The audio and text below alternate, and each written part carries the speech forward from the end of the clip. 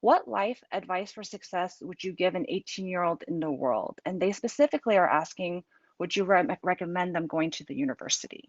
Which I know you tweeted about, but something interesting to talk about. Universities are complicated. I mean, right now you sort of probably want to go to them because there are these very strong curators, and so they have a signal.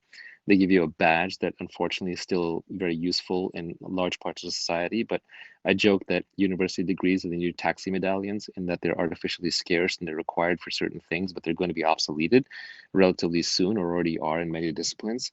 So you can already see some substitutes emerging for the university degree. For example, if you start a company that VCs fund, or if you join Y Combinator, that can be a substitute for a university degree. If you win some incredible medal or award, or you launch a company or build a website or do something interesting when you're very young, that can be used as a credential, or you write some great book or what have you, that can be used as a substitute. But it's a rare person right now who can really skip the university. They would have to be very autodidactic, especially in the technical domains.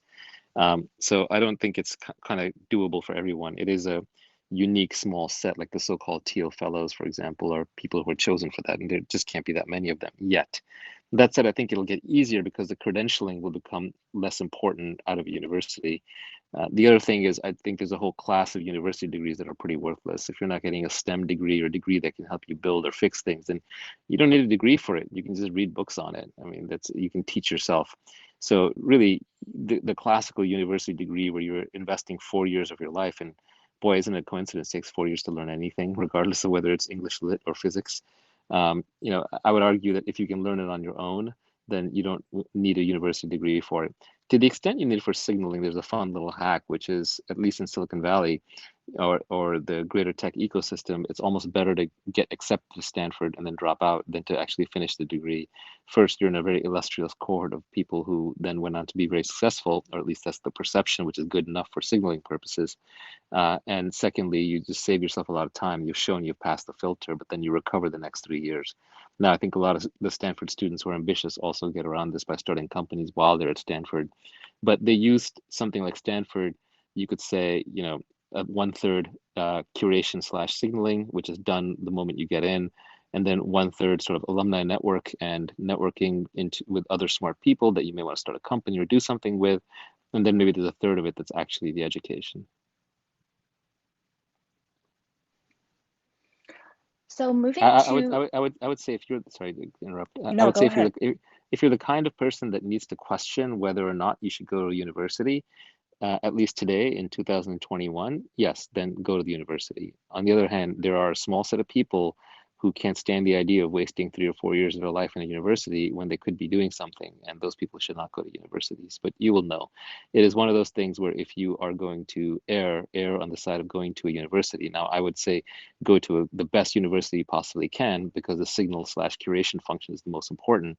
And then secondly, once you're in, study something worthwhile that you absolutely cannot learn on your own, whether it's biology or law or medicine, or my favorites are physics, math, computer science, the hard skills. Because once you're good at mathematics, then you don't fear any book. Then you can learn anything on your own later. But I would say the soft, squishy skills, those are the ones where I think it would be suspect. Like if you're going to go to a middling school and graduate with like a social sciences degree, I don't know if you're going to pay back your student loans. So on the other end, people who perhaps going to university isn't really even an option for them.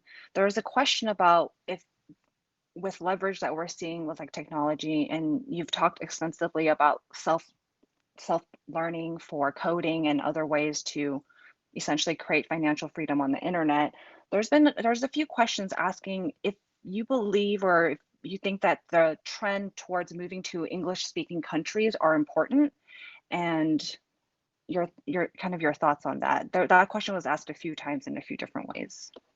Yeah, English is the lingua franca of the internet, ironically enough. And so the internet took English from being a plurality of speakers to, I think it's going to take it to a majority of online speakers.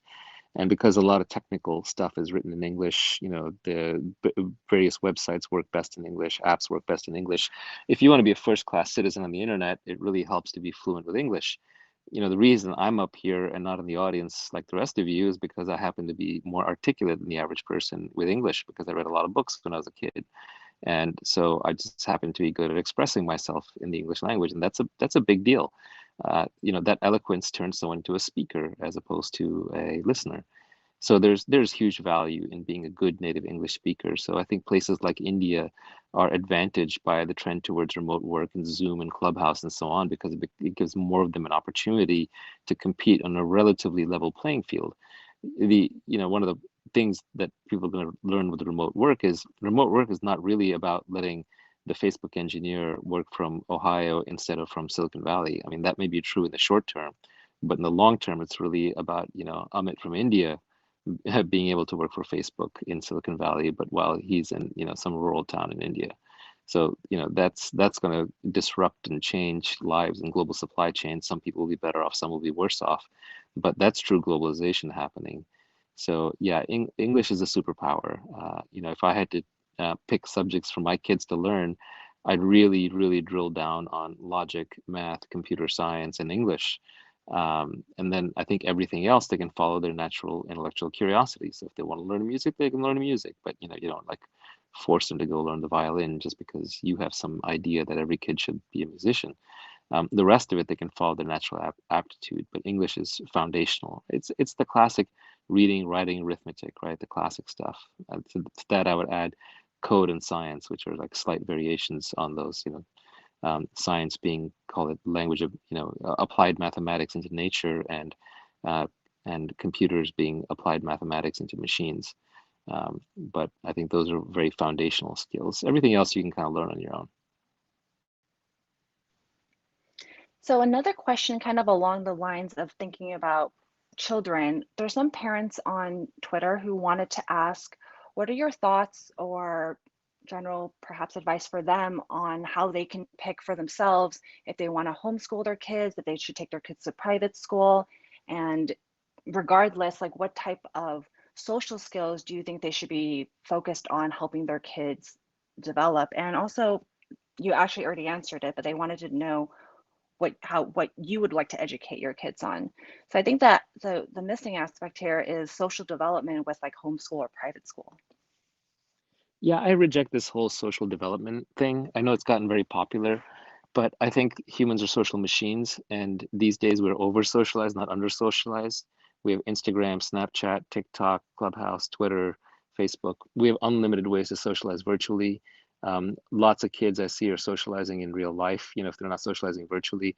I would argue that socialization creates far more problems than it solves, and that the modern individual is over socialized. Exceptional people are built in solitude. That's not popular to hear, but it's true. It's the alone time that you spent when you were a kid that made you good at whatever you are. It wasn't the group time. The group time was spent having too much fun, most likely. There are a few exceptions, but not many. Um, so I would say in general, socialization is actually the problem that you're trying to avoid as opposed to the asset that you're trying to bring into it. And I think it's kind of pathetic how quickly we fall into saying, well, school's for socialization. And gee, what about socialization? We've abdicated on this idea that it's the best way to educate your child, because clearly it's not true. It's a combination of one size fits all education, compliance training, daycare, and and I would argue socialization, and the worst kinds of socialization in false little Lord of the Flies type worlds where people are very hierarchical. Who's the prom queen? Who's the football player? Who's the jock? Who's popular? Who's cool? Who's doing drugs? Who's not? All that stuff is nonsense. I mean, the further you get in life, the more of an adult you become, the more you get away from that. And we all remember that shock when we shifted from school to the real world. What a tremendous difference it was. And we'd just been in a little bubble for in our lives up until that point. So I would argue, and I don't care about, sure, people may ask me for citations, but there is plenty of evidence that homeschool kids do a lot better than even private school kids or public school kids. There's even evidence that unschooled kids who were basically just left alone with no education, tend to be at worst one grade behind uh, schooled kids. And then when they get to college, they actually catch up completely because they're interested. Think about that. All the time you spent in school, K through 12, really amounted to being 1 year ahead of a kid who didn't go to school at all. And then in college, that kid caught up right away because now they were genuinely interested. So I think the way we do schooling is much more about daycare And it's also preparing kids for the wrong things. I mean, 8 hours a day, 9 hours a day in a little group prison camp where you're sort of, you have to raise your hand to go to the bathroom and they tell you how to think and how to behave. I mean, this is, it's terrible, but I think most parents don't have a choice, right? Most parents are busy working. We don't live in tribal societies anymore where grandma and the aunts and uncles can all raise the kids together. So raising kids is really hard. So we abdicate that to the state. The state turns into a lowest common denominator situation, and the kid ends up bored and compliant, and or having, most of their curiosity stamped out of them and just wasting an enormous amount of time. Most of the time spent in school is just completely wasted, and then they use it to build a social life because there's nothing else to do. So I just cannot imagine sending my kids to a regular school. Maybe I'll abdicate, maybe I'll be forced to. So I reserve the right to change my mind, but at least right now I don't think it's the best way to educate them. Obviously, I have the means and I have the time to do otherwise. If you don't have the means and the time, then send your kids to the best school possible, or try to form a local homeschooling group where you can share the burden, or try to live close to your tribe so you can do what you can there. That said, look, I am a product of mostly public schools, including, thank God, magnet schools, which I know are out of fashion now. But so I don't necessarily say that that won't work, but I do get the sense that at least in my time, public schools used to care a lot more about proper education and merit, and much less about being politically correct. So I'm not sure where schools are today, but I hope not to find out.